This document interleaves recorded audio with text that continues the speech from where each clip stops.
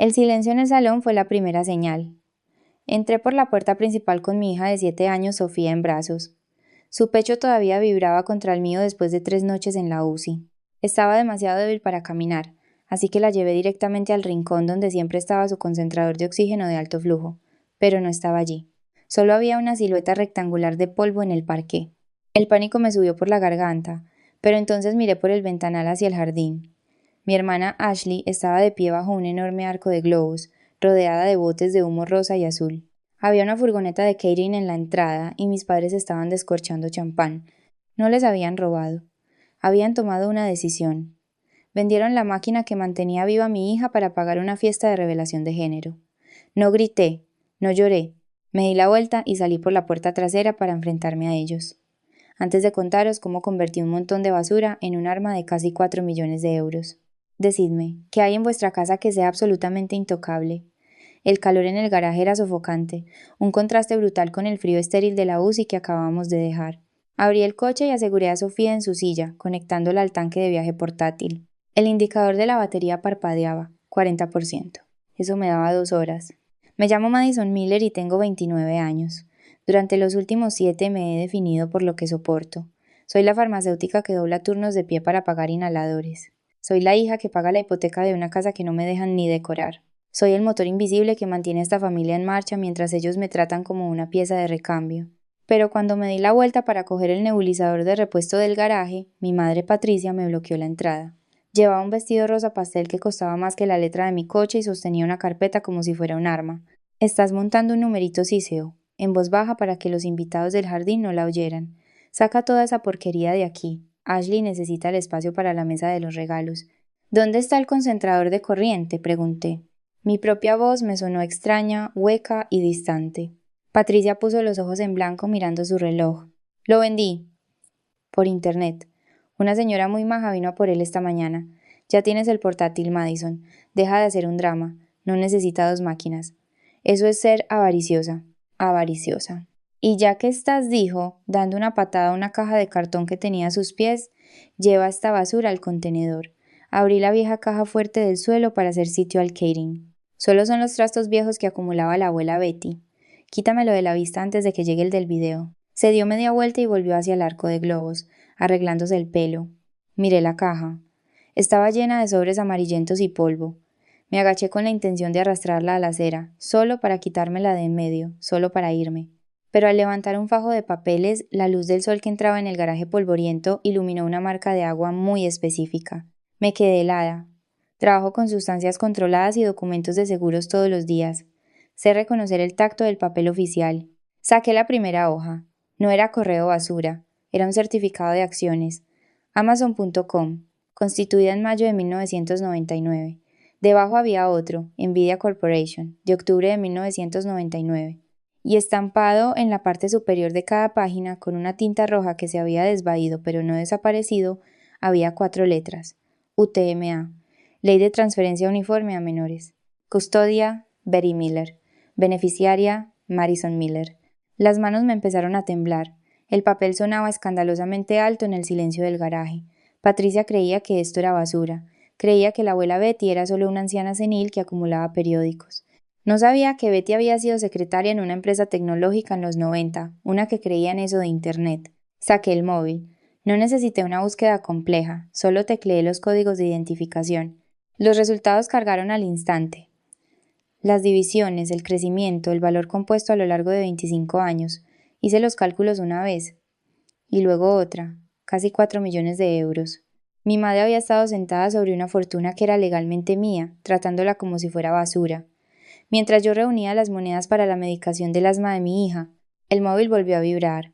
Una notificación de mi banco. Transacción completada. Compra de ejecución hipotecaria realizada con éxito. Casi lo había olvidado. Esa mañana a las 6, sentada en la silla del hospital, había hecho un movimiento desesperado, aterrador. Sabía que mis padres llevaban 3 meses de retraso en la hipoteca. Vi el aviso de ejecución que intentaron esconder en el correo la semana pasada. Había vaciado todo mi plan de pensiones y usado hasta el último céntimo de mi fondo de emergencia para comprar la deuda al banco por internet. Era un último recurso para mantener un techo sobre la cabeza de Sofía si nos echaban. Miré la pantalla. La escritura estaba registrada. Miré los certificados en mi mano. 4 millones de euros. Mire la casa, mi casa. El temblor se detuvo, no se desvaneció, se apagó como un interruptor. El miedo que había vivido en mi pecho durante 7 años se evaporó, reemplazado por un peso frío y denso. Se sentía como una armadura. Doblé los certificados con cuidado y los deslicé en el bolsillo interior de mi chaqueta, justo al lado del corazón. Luego caminé hacia la caja de fusibles en la pared del garaje. No bajé los interruptores. Todavía no. Salí del garaje y me dirigí a la fiesta del jardín. Patricia se reía, entregando una copa de champán a un vecino. Ashley posaba para una foto, acariciando su tripa de embarazada. Parecían tan felices, tan seguras.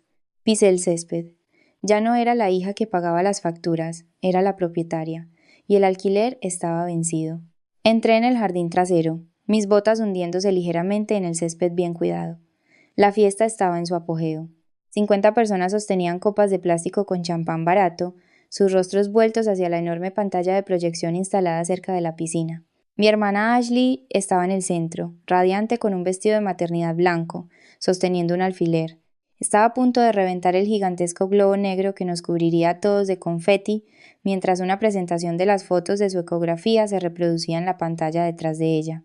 ¡Venga todo el mundo!, gritó mi padre, Gregory, por un micrófono, con la cara sonrojada por el orgullo y el alcohol. La cuenta atrás. 10, 9. No me detuve. Me moví entre la multitud como un fantasma. Nadie me miró. Estaban demasiado concentrados en el espectáculo. Aclamaban a un bebé que tendría una cuna, un carrito y unos padres que lo adorarían. Mientras mi hija, a 15 metros de distancia, luchaba por conseguir oxígeno de una batería sentada en un coche. Llegué a la mesa de sonido. El técnico de video era un chaval universitario, absorto en el visor de su cámara. No me vio hasta que estiré la mano hacia el cable HDMI conectado a su portátil. Oye, susurró sorprendido. ¿Qué haces? No respondí. No le miré. Desenchufé su portátil y conecté el cable a mi teléfono. La pantalla parpadeó. La presentación de ecografía se desvaneció. La música se cortó con un chasquido seco. Un gemido colectivo se elevó de los invitados. Oye, ¿qué ha pasado?, se quejó Ashley bajando el alfiler. Papá, arréglalo. Entonces la imagen se estabilizó. No era rosa, no era azul. Era un documento PDF en alta resolución. Escritura de propiedad. Propietaria, Madison Miller. Fecha de registro. Hoy, 8 de la mañana. Un silencio denso cayó sobre el jardín. El tipo de silencio que pesa, como cuando la presión del aire cae antes de un tornado. La gente entrecerraba los ojos, intentando entender por qué un documento legal estaba reemplazando la revelación de género. Deslicé el dedo por la pantalla de mi teléfono. La imagen cambió. Estado de la cartera. Valor total: 3.918.742 euros. Tipo de activo: fideicomiso de custodia. Oí un jadeo en la primera fila. Era mi tía Linda. Ella sabía lo que significaban esas cifras. Cogí el micrófono de la mesa. Chirrió ligeramente cuando lo agarré.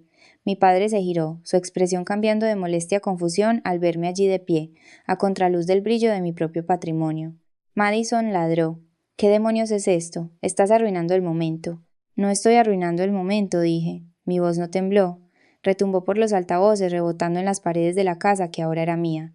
Lo estoy aclarando. Miré a Patricia. Estaba congelada cerca del arco de globos, sus ojos fijos en la pantalla. Reconoció el número de cuenta. Reconoció el formato. La sangre desapareció de su rostro tan rápido que parecía una estatua de cera. Vendisteis los pulmones de mi hija para montar una fiesta, dije. Así que os he comprado la casa. Ashley miró la pantalla, luego a mí, luego a mamá. ¿De qué está hablando? Mamá, haz que se calle. Esta propiedad es ahora legalmente mía, continué, dirigiéndome a los invitados. La ejecución hipotecaria se ha cerrado esta mañana. He pagado al banco la totalidad de la deuda, lo que significa que todos vosotros estáis en mi propiedad sin permiso. Señalé la puerta. La fiesta se ha acabado. Largo de aquí.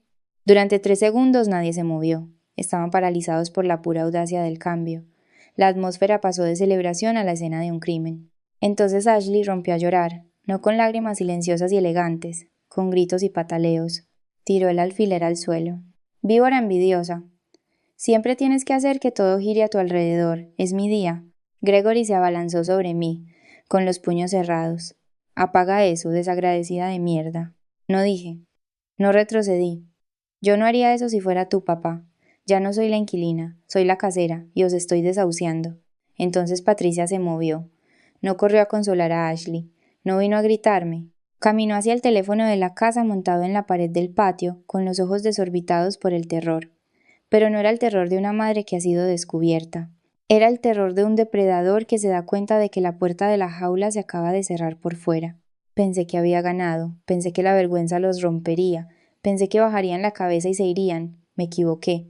Acababa de acorralar a una narcisista. Y había olvidado la única regla de supervivencia.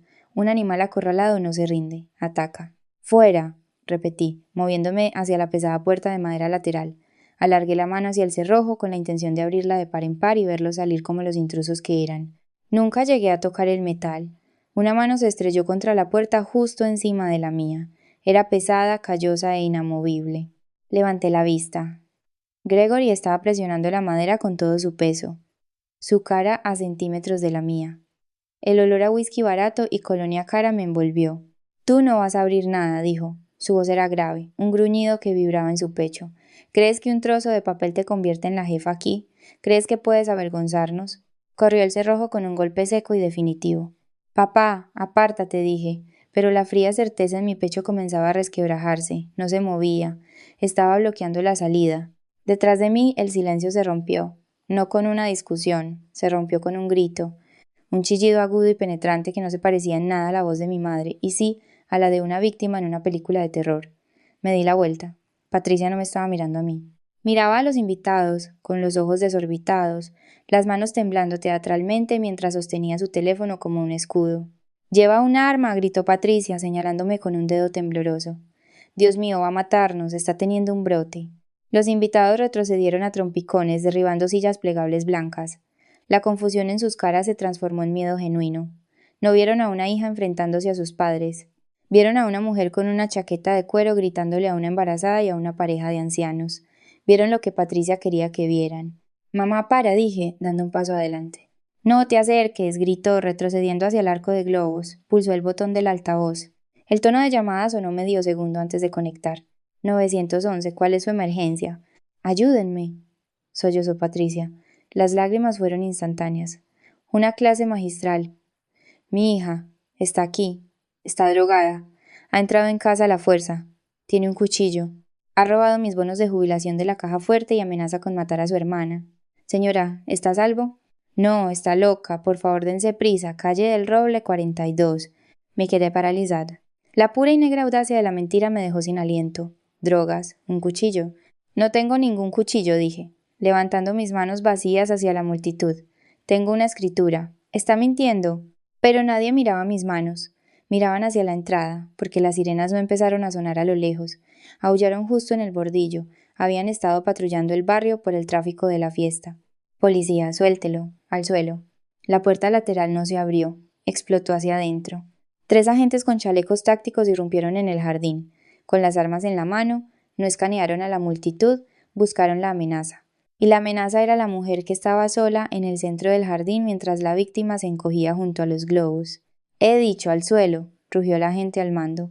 «Soy la propietaria de la casa», grité, pero no pude terminar la frase. Me golpearon por detrás, con fuerza. Mi cara se estrelló contra el césped. El aire salió de mis pulmones en una ráfaga de dolor. Una rodilla se clavó en mi espalda, inmovilizándome con fuerza suficiente para romper un hueso. Las manos a la espalda, ahora. No me resistí, no podía.